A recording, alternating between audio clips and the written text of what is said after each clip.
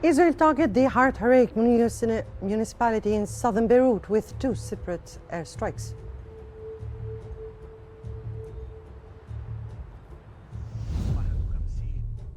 Egypt's president says reaching a ceasefire in Gaza is one of the 3 goals that Egypt has sought to achieve in the region.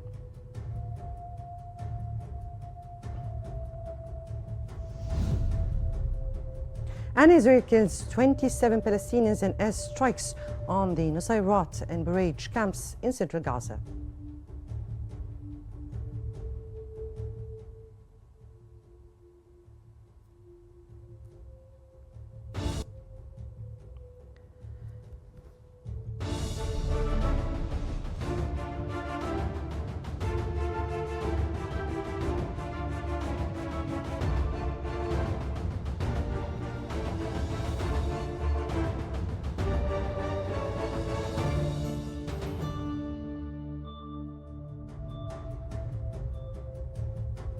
It's 4 p.m. Cairo local time and you're watching Q News. Let's start with our bulletin with the latest developments in Lebanon.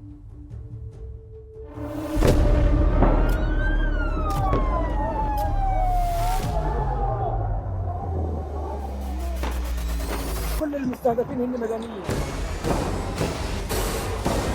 وضع شيء مرعب، شيء بخوف.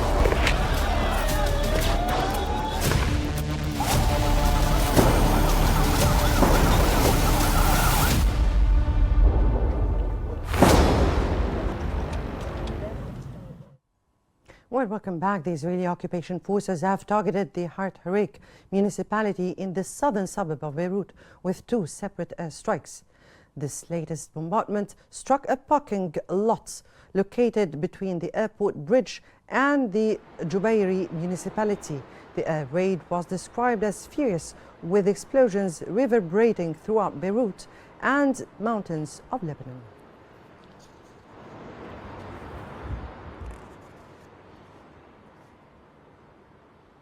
Israeli media have stated defenses intercepted 105 rockets over Haifa Bay.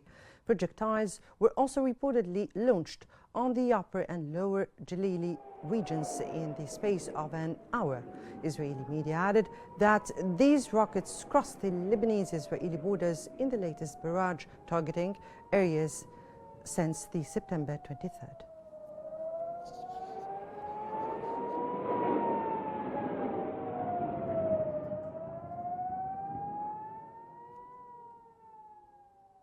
The Lebanese Ministry of Public Health has announced that the death toll in Lebanon has risen to 2,084 from the ongoing Israeli airstrikes since last October. This is in addition to 9,869 others injured.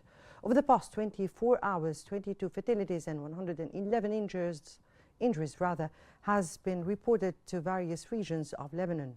The ministry added that 15 people were killed and 46 others were injured in Mount Lebanon. Moreover, 8 people were injured in the Baalbek Hermel district. A Qatari plane carrying food and medical aid bound for Lebanon has departed from Qatar's Al Udeid Air Base as part of a joint Qatari-French humanitarian mission. The French ambassador to Qatar said that they are aware of how difficult the situation is in Lebanon and stressed that France is continuing diplomatic efforts with its partners, including Qatar. This came as Israeli airstrikes have displaced 1.2 million people in Lebanon.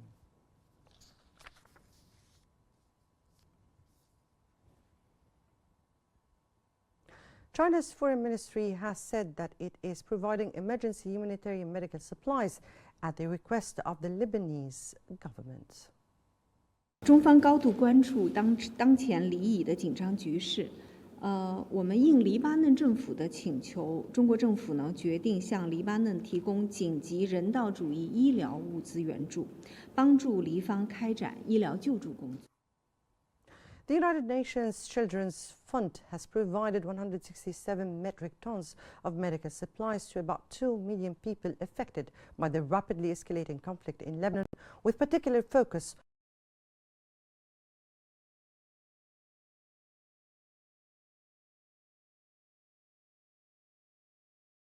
to medical teams to sustain regular services and treat the rising number of people requiring medical assistance due to the conflict.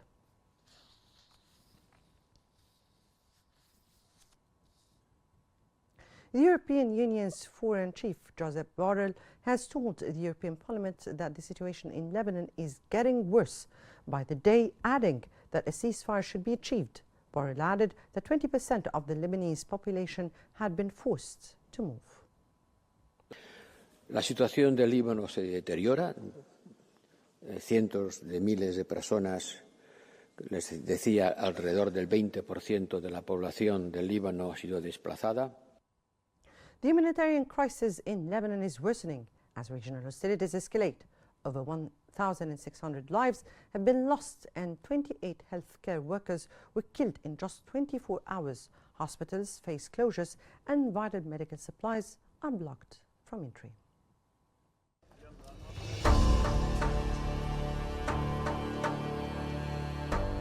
The humanitarian crisis in Lebanon continues to deteriorate as regional hostilities intensify, leading to devastating consequences, including the deaths of healthcare workers. In just 24 hours, 28 healthcare workers were killed, according to the World Health Organization. WHO Director General noted that many health workers have fled their posts due to relentless bombardments, severely affecting the provision of trauma care and the continuity of health services. The conflict has also claimed over 1,600 lives and displaced more than 1 million people in Lebanon, including 350,000 living in shelters.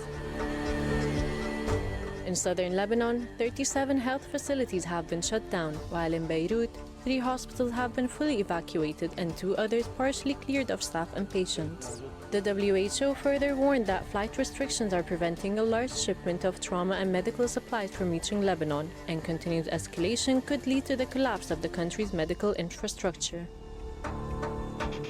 Since September 23rd, Israeli occupation forces have launched intensive airstrikes on Lebanon in an escalating confrontation with Hezbollah, compounding the already dire humanitarian situation in the country. The situation continues to place immense pressure on Lebanon's already strained healthcare system.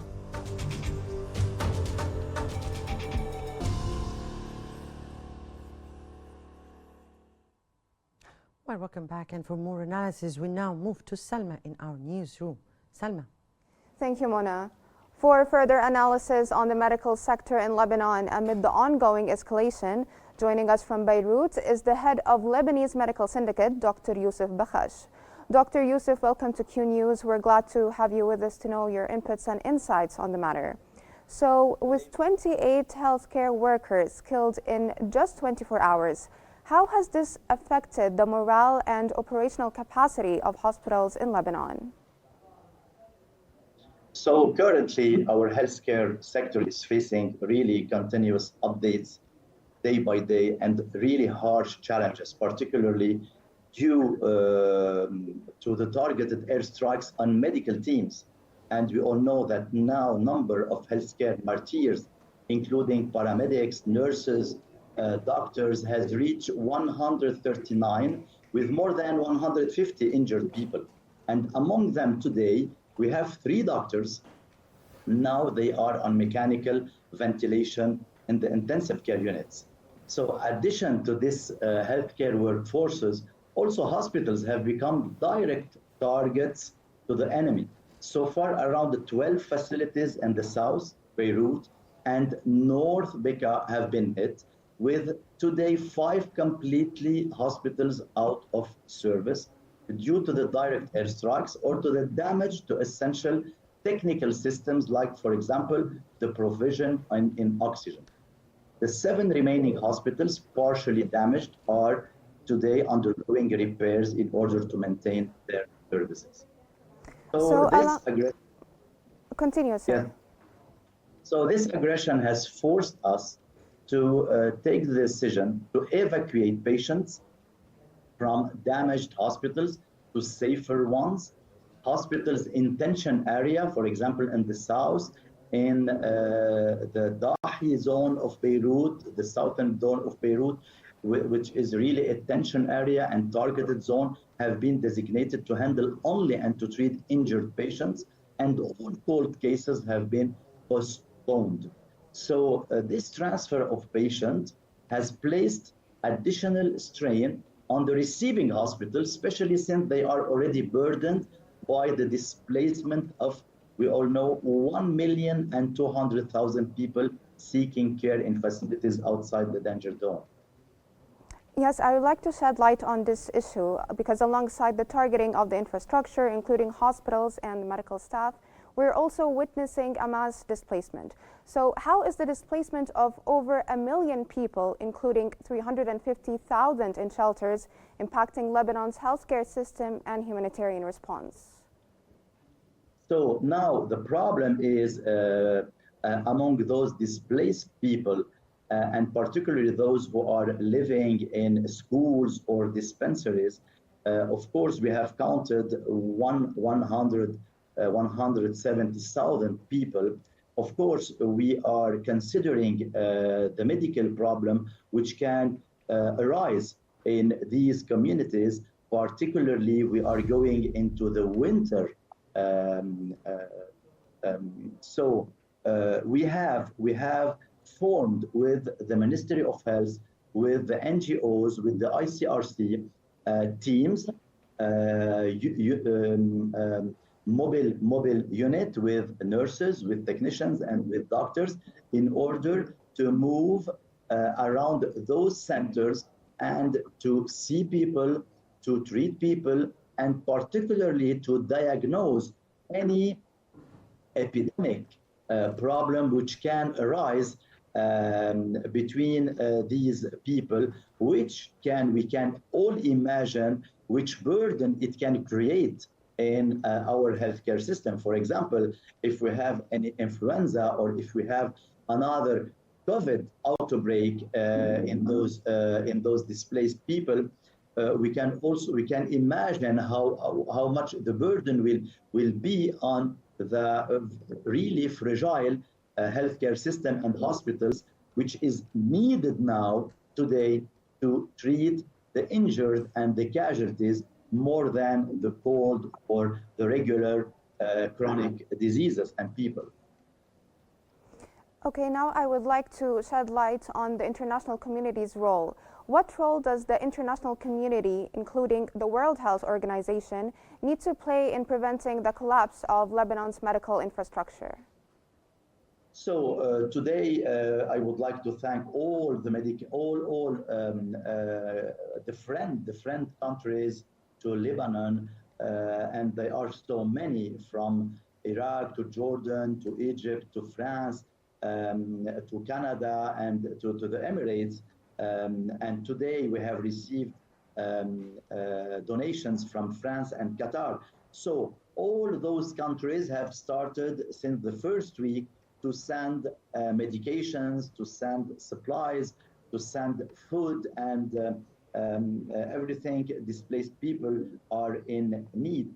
So these donations have helped us to redo our stock in medical supplies, because we can imagine how much 10,000 injured people have consumed from the drugs and the medical supplies we had in Lebanon. So those donations today have helped us to increase the capacity of our hospitals to be able to receive and to treat the coming shocks or the coming attacks and the new injured people. So at the same time, international organizations, international communities, and medical communities are preparing themselves to send doctors, because at the same time we are in need of specialists, of experts, of doctors, particularly involved in the management of war injuries, like a plastic surgeon, like vascular surgeon, like orthopedic and neurosurgeons.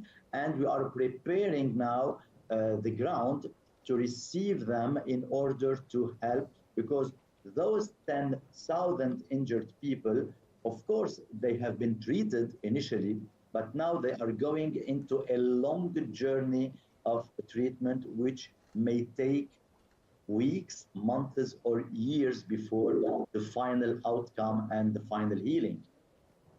Dr. Youssef, I would like to build on what you said regarding how healthcare workers are being a target of the Israeli occupation forces as well. How are they coping with the relentless bombardments, and what support systems are in place for them amid the crisis? Please, can you ask again? Yes, of course. I was asking about the healthcare workers. How are they coping with the relentless bombardments, and what support systems are in place for them amid this crisis? It's about the bombs used in the attacks. Used to target healthcare workers, since they are now a target of the Israeli occupation. How are they coping with this, and are there support systems in place for them?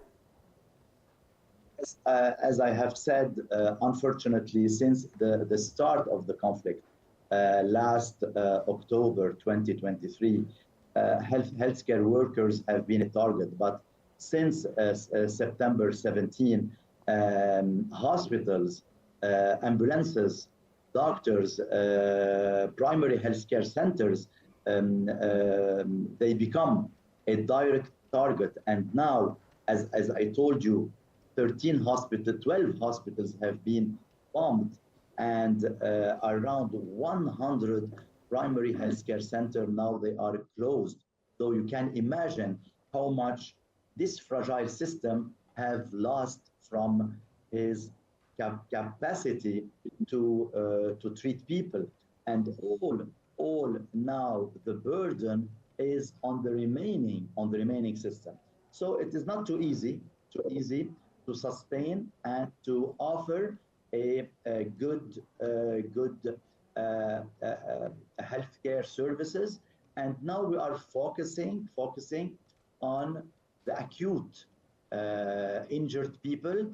What I can say that today our system is capable to treat injured people, since every 24 hours we have between 100 to 200 injured people. But if we have more, or the attacks create more and more injuries, we will be really in a difficult... Thank you, Dr. Youssef. Thank you so much for all your fruitful insights.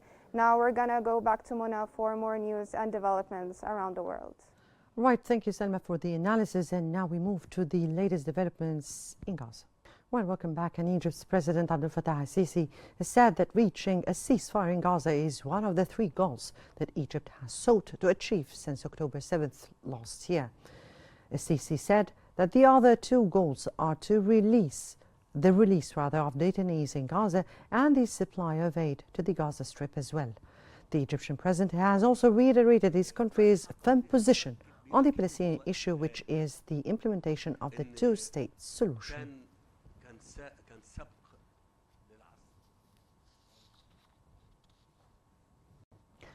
At least 27 Palestinians have been killed in overnight Israeli airstrikes on the Nusayrat and Bureij camps in central Gaza. Local media stated that the Israeli occupation forces targeted a 4-level residential building in the Bureij camp and tents sheltering displaced individuals in the Nusayrat camp, and added that search and rescue operations were still underway to retrieve more from the rubble as shelling continues.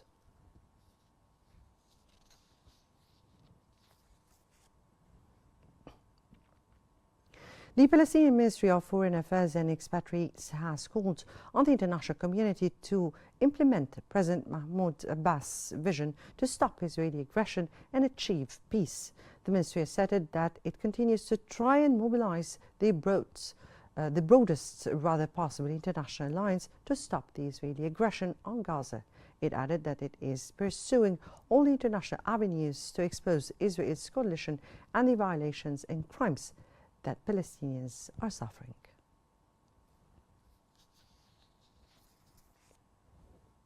Eight people have been injured in an Israeli drone strike on Palestinian Rafah.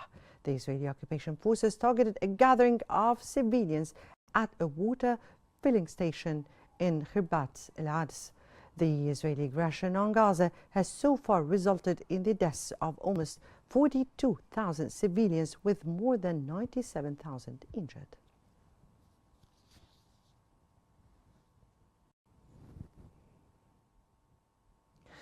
Palestinian Prime Minister Mohammed Mustafa has announced the formation of a national team for the reconstruction of the Gaza Strip. Mustafa added that this team is led by the Ministry of Planning. The Prime Minister affirmed in a government session that the national team will prepare to restore basic services to civilians in Gaza, develop detailed plans to rebuild the infrastructure, including suitable housing, and prepare the economic recovery program.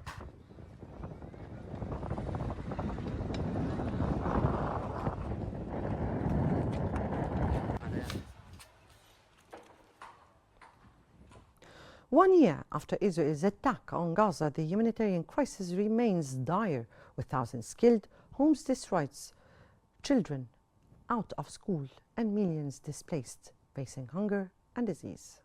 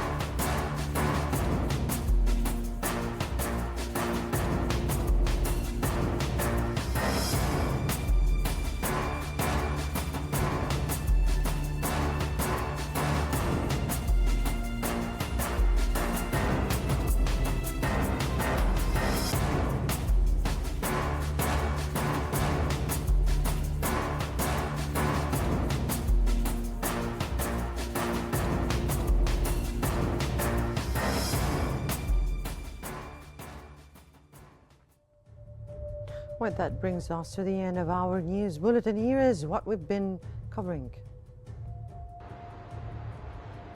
Israel targeted the Harik municipality in southern Beirut with 2 separate airstrikes.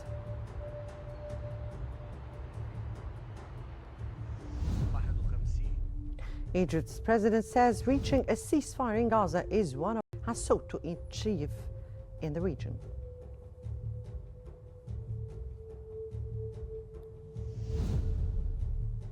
And Israel kills 27 Palestinians in airstrikes on the Sayrat and Barrage camps in central Gaza. This concludes our news bulletin for the hour. Don't forget to follow Qnews on YouTube, Facebook, X, Instagram, and TikTok at Qnews EGY. Do stay informed. For real-time updates, connect with us on the UMS digital platform. Watch it. Thank you for watching. Stay tuned for more updates on Qnews.